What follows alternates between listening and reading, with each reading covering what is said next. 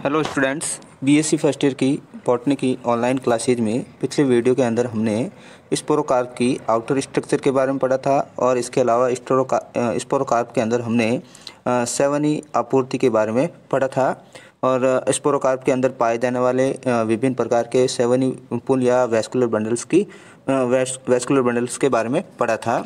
आज के इस वीडियो के अंदर हम बीजाणु फलिका की आंतरिक संरचना के बारे में पढ़ेंगे, यानी कि इंटरनल स्ट्रक्चर ऑफ स्पोरोकार्प पढ़ेंगे। तो सबसे पहले हम पढ़ेंगे बीजाणु फलिका की भित्ति के बारे में या स्पोरोकार्प की वॉल के बारे में। तो स्पोरोकार्प की जो वॉल होती हैं वो मल्टी लेयर्ड होती हैं या बहुस्तरीय होती हैं और भित्ति हैं जो बाह्य त्वचा, अधश त्वचा और भीतरी परत में विभेदित होती हैं। स्पोरोकार्प की भित्ति की जो बाह्य त्वचा होती हैं वो एक स्तरीय होती हैं और घनाकार कोशिकाओं से बनी होती हैं। क्यूटिकल की मोटी परत से ये परिबद्ध रहती हैं, यानी कि जो एपिडर्मिस होती है, एपिडर्मिस पर क्यूटिकल की मोटी परत का आवरण पाया जाता है।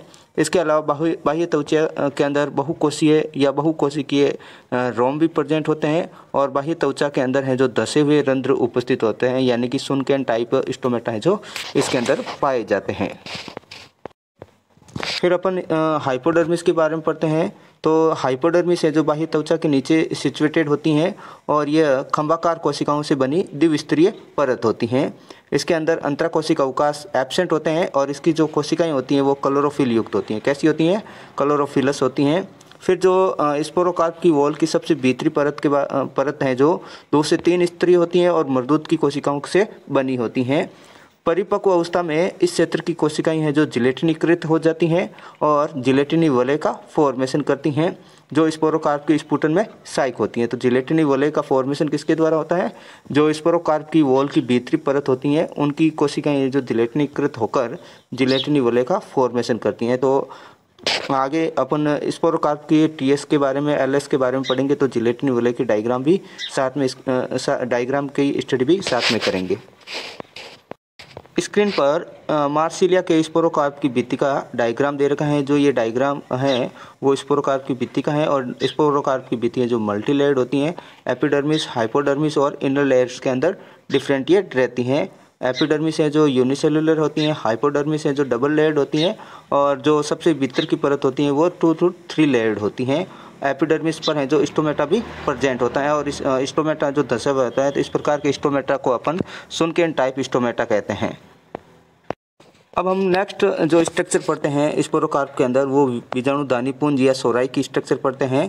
तो इस बीजाणुदानी पुंज या सोराई स्पोरोकार्प भित्ति के दोनों कपाटों के मध्य 2 एकांतर पंक्तियों में व्यवस्थित होती हैं। तो स्पोरोकार्प की वॉल के बीच में है जो ये प्रेजेंट होती है और अल्टरनेट सीक्वेंस में अरेंज रहती हैं। प्रत्येक सोरस या पुंज है जो क्या करता है? प्लेसेंटा या रिसेप्टिकल पर उत्पन्न होता है। कहाँ पर उत्पन्न होता है? ये रिसेप्टिकल। और रिसेप्टिकल किस में पाई जाती है? स्पोरोकार्प के अंदर की तरफ या मध्य भाग में पाई जाती हैं। फिर प्रत्येक सोरस होता है वो एक पतले इंडूसियम के द्वारा ढका रहता है और गुरु बीजाणुदानियाँ है जो रिसेप्टिकल के शीर्ष पर एक पंक्ति में व्यवस्थित होती है, जबकि लघु बीजाणुदानियाँ है जो रिसेप्टिकल के पार्श्वों में है जो 2 पंक्तियों में अरेंज रहती हैं। एक सोरस में बीजाणुदानियों की संख्या अलग अलग भी हो सकती हैं। जैसे मार्सिलिया माइन्यूटा के अंदर एक सोरस के अंदर गुरु बीजाणुदानियों की संख्या है जो 4 से 5 होती हैं, जबकि लघु बीजाणुदानियों की संख्या है जो 8 से 13 होती हैं। जबकि मार्सिलिया इजिप्टिका के अंदर गुरु बीजाणुदानियों की संख्या एक सोर्स के अंदर कितनी होती है? 5 से 6 होती हैं और जबकि लघु बीजाणुदानियों की संख्या है जो 9 से लेकर 19 तक हो सकती है। तो सोरस के अंदर यानी कि दोनों प्रकार की बीजाणुदानियाँ उपस्थित हो सकती हैं। लघु बीजाणुदानियाँ भी हो सकती हैं और गुरु बीजाणुदानियाँ भी हो सकती हैं और इनकी संख्या में भी भिन्नता पाई जा सकती हैं। अब हम स्पोरोकार्प के क्षैतिज अनुदैर्ध्य काट की स्टडी करते हैं या हॉरिजॉन्टल लॉन्गिट्यूडनल सेक्शन ऑफ स्पोरोकार्प के बारे में पढ़ते हैं। तो स्पोरोकार्प का अगर अपन क्षैतिज अनुदैर्ध्य काट काटते हैं तो इसके अंदर बीजाणु फलिका की जो भित्ति होती है वो मोटी दिखाई देती है और इसके अंदर जिलेटिनी वलय जो अपर और लोअर पिंड के रूप में पाई जाती है, यानी कि अपाक्ष और अव्यक्ष पिंड के रूप में दिखाई देते हैं, यानी कि ऊपरी जिलेटिनी वलय और निचली जिलेटिनी वलय के रूप में प्रेजेंट होती हैं। और जो स्पोरोकार्प का क्षैतिज अनुदैर्ध्य काट होता है उसके अंदर दोनों प्रकार की बीजाणुदानियाँ दिखाई देती है, यानी कि गुरु बीजाणुदानियाँ भी दिखाई देती हैं और लघु बीजाणुदानियाँ भी दिखाई देती हैं। और सोराई के अंदर दोनों एकांतर पंक्तियों में व्यवस्थित व इंडूसियम से ढकी रहती हैं। यानी कि दोनों बीजाणुदानियाँ होती हैं वो किसके अंदर सिचुएटेड होती है, सोराई के अंदर सिचुएटेड होती हैं और एकांतर क्रम में व्यवस्थित होती हैं, यानी कि एकांतर पंक्तियों में अरेंज रहती हैं और किसके द्वारा कवर्ड रहती है, इंडोसियम के द्वारा कवर्ड रहती हैं। रिसेप्टिकल के शीर्ष पर तो क्या एक गुरु बीजाणुदानी होती हैं और इसके आधार पर है जो दो लघु बीजाणुदानियाँ उपस्थित होती हैं। आपके सामने स्क्रीन पर जो डायग्राम दिखाई दे रहे हैं वो स्पोरोकार्प की इंटरनल स्ट्रक्चर के सेक्शन के डायग्राम है।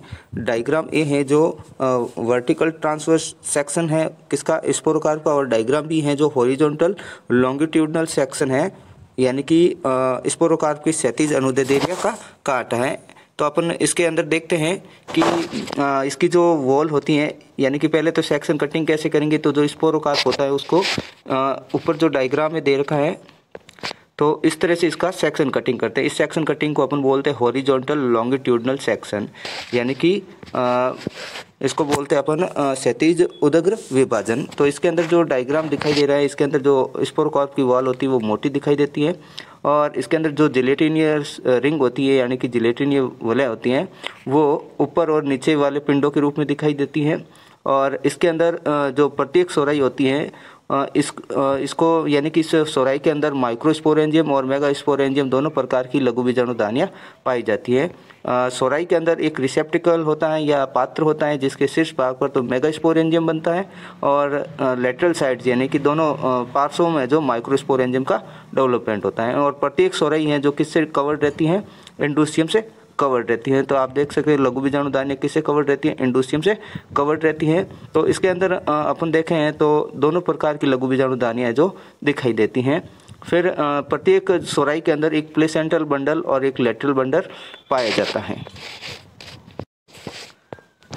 अब नेक्स्ट अपन पढ़ते हैं स्पोरोकार्प के उदग्र अनुप्रस्थ काट का वर्टिकल ट्रांसवर्स सेक्शन। पहले पढ़ा था अपने हॉरिजॉन्टल लॉन्गिट्यूडनल सेक्शन, अब पढ़ते हैं अपन वर्टिकल ट्रांसवर्स सेक्शन। तो इस प्रकार के सेक्शन के अंदर भी स्पोरोकार्प की वॉल मोटी दिखाई देती हैं और इसके अंदर भी जिलेटिनी वलय है जो अपाक्स और अभ्यक्ष यानी कि डॉर्सल और वेंट्रल पिंड के रूप में दिखाई देते हैं।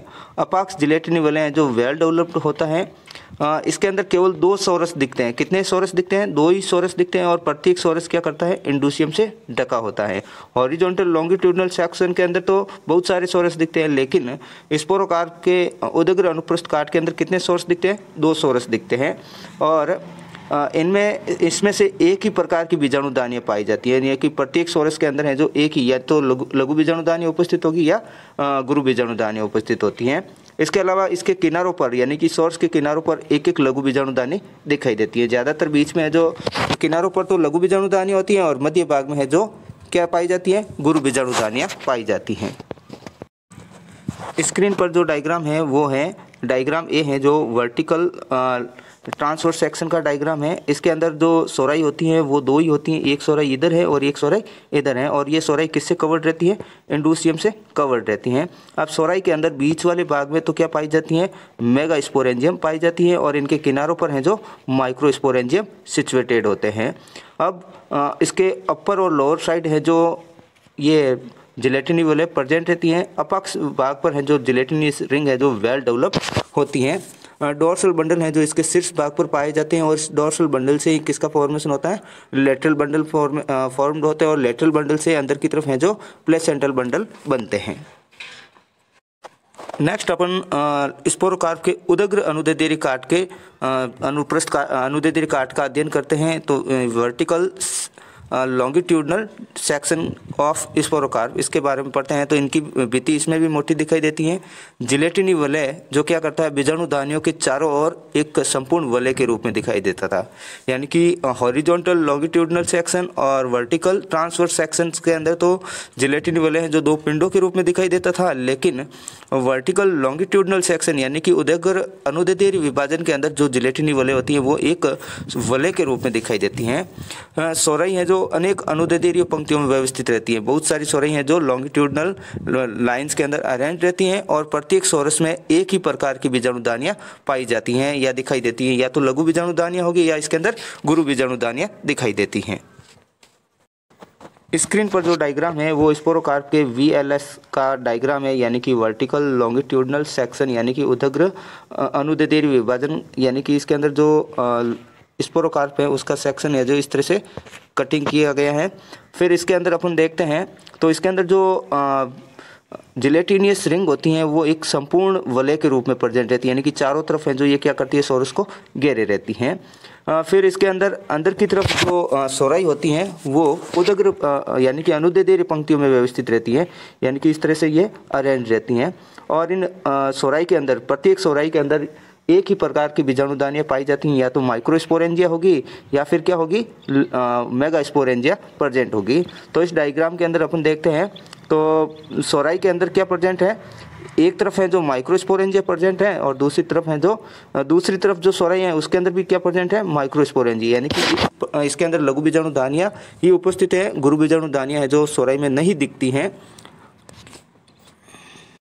अब अपन नेक्स्ट पढ़ते हैं स्पोरोकार्प के अंदर पाई जाने वाली बीजाणुदानियों के बारे में। तो स्पोरोकार्प के अंदर जो बीजाणुदानियों की उत्पत्ति होती है वो सोरस के रिसेप्टिकल से होती हैं और ये तालाब इस सारी क्रम में है जो उत्पन्न होती हैं। तो बीजाणुदानियाँ कहाँ बनती हैं, रिसेप्टिकल पर बनती है, और रिसेप्टिकल किसके अंदर होता है, सोरस के अंदर, और सोरस किसमें होता है, स्पोरोकार्प के अंदर होते हैं। रिसेप्टिकल के शीर्ष भाग पर तो गुरु बीजाणुदानियाँ बनती हैं, जबकि इनके दोनों पार्श्व की ओर यानी कि दोनों साइडों की ओर किसका फॉर्मेशन होता है, लघु बीजाणुदानियों का फॉर्मेशन होता है। अब हम पढ़ते हैं बीजाणुदानियों के डेवलपमेंट के बारे में या डेवलपमेंट ऑफ स्पोरेंजिया के बारे में। तो स्पोरोकार्प के अंदर दोनों जो प्रकार की बीजाणुदानियाँ होती हैं उनका विकास है जो एक समान होता है, और जो लघु बीजाणुदानियों का विकास होता है वो लेप्टोस्पोरेंजिएट प्रकार का होता है। लेप्टोस्पोरेंजिएट का मतलब होता है बीजाणुदानियाँ जो एक ही कोशिका से उत्पन्न होती हैं। तो इस प्रकार के डेवलपमेंट को अपन क्या बोलते हैं, लेप्टोस्पोरेंजिएट डेवलपमेंट कहते हैं। तो जो रिसेप्टिकल की जो पृष्ठीय कोशिका होती हैं इसकी एक पृष्ठीय कोशिका से ही है जो बीजाणुदानियों का डेवलपमेंट होता है। पृष्ठीय कोशिकाएं, जो रिसेप्टिकल की पृष्ठीय कोशिकाएं होती हैं वो बीजाणुदानी प्रारंभिक के रूप में कार्य करती हैं या स्पोरेंजियल इनिशियल्स के रूप में वर्क करती हैं। फिर इस स्पोरेंजियल इनिशियल्स के अंदर फर्स्ट डिवीजन है जो ट्रांसवर्स डिवीजन होता है, तो आउटर सेल्स और इनर सेल्स का फॉर्मेशन होता है। आउटर सेल्स और इनर सेल्स में से इनर सेल्स हैं जो आगे डिवाइड नहीं होती हैं, यानी कि ये बीजाणुदानी के विकास में भाग नहीं लेती हैं, जबकि आउटर सेल्स के अंदर क्या होता है, 3 उत्तरोत्तर विकीर्ण विभाजन होते हैं जिसके फलस्वरूप चतुष्फल की शीर्ष कोशिका का फॉर्मेशन होता है। कैसी कोशिका बनती है, चतुष्फल की, यानी कि जिसके 4 फलक होते हैं और उसमें एक शीर्ष कोशिका होती है। तो चतुष्फल की शीर्ष कोशिका का डेवलपमेंट होता है। अब इस चतुष्फल की शीर्ष कोशिका में जो 3 पृष्ठ होते हैं उनसे 2-2 कोशिकाएं बनती हैं। तीनों पृष्ठ क्या करती हैं, डिवाइड होकर क्या करती हैं, 2-2 सेल्स का फॉर्मेशन करती हैं, और इस तरह से प्रत्येक पृष्ठ के द्वारा 6 सेल्स का फॉर्मेशन होता है। और ये जो 6 सेल्स होती है वो क्या करती है, बीजाणुदानी के वृंत का फॉर्मेशन करती हैं। अब जो बची एक एपिकल सेल्स होती हैं, इस एपिकल सेल्स के अंदर परिणतिक विभाजन होता है। एपिकल सेल्स के अंदर सबसे पहले क्या होता है, परिणतिक या पेरिक्लिनल डिवीजन होता है। तो आउटर जैकेट इनिशियल सेल्स का फॉर्मेशन होता है और इनर है जो आर्चिस्पोरियल सेल्स या प्रोपस्सु कोशिकाओं का निर्माण होता है। अब जो जैकेट इनिशियल सेल्स होती हैं इसके अंदर अपनतिक विभाजन होता है, यानी कि एंटीक्लिनल डिवीजन होता है। तो ये बीजाणुदानी की एक स्तरीय भित्ति का निर्माण करती हैं। तो जैकेट इनिशियल सेल से किसका फॉर्मेशन होता है, एक स्तरीय बीजाणुदानी की भित्ति का निर्माण होता है। जबकि जो परपस्सु कोशिका होती है या आर्चिस्पोरियल सेल्स होती हैं इसके अंदर वापस है जो परिणतिक विभाजन होता है। तो एक प्राथमिक बीजाणुजन कोशिका बनती हैं और एक तरफ है जो टेपिटम प्रारंभिक कोशिकाएं बनती हैं। अब ये टेपिटम प्रारंभिक कोशिकाएं क्या करती हैं, अपनतिक विभाजित होकर 2 से 3 स्तरीय टेपिटम का फॉर्मेशन करती है। कितने स्तरीय, 2 से 3 स्तरीय टेपिटम का फॉर्मेशन करती हैं। अब जो प्राथमिक बीजाणुजन कोशिका होती है इसके अंदर सामान्य डिवीजन होता है। तो इससे है जो 8 से 10 बीजाणु मात्र कोशिकाएं बनती है। कितनी, 8 से 10 बीजाणु मात्र कोशिकाएं बनती हैं। यहाँ तक दोनों प्रकार की बीजाणुदानियों का डेवलपमेंट है जो सिमिलर होता है, चाहे लघु बीजाणुदानी का डेवलपमेंट हो चाहे गुरु बीजाणुदानी का डेवलपमेंट हो। यहाँ तक दोनों बीजाणुदानियाँ हैं जो समान रूप से विकसित होती हैं।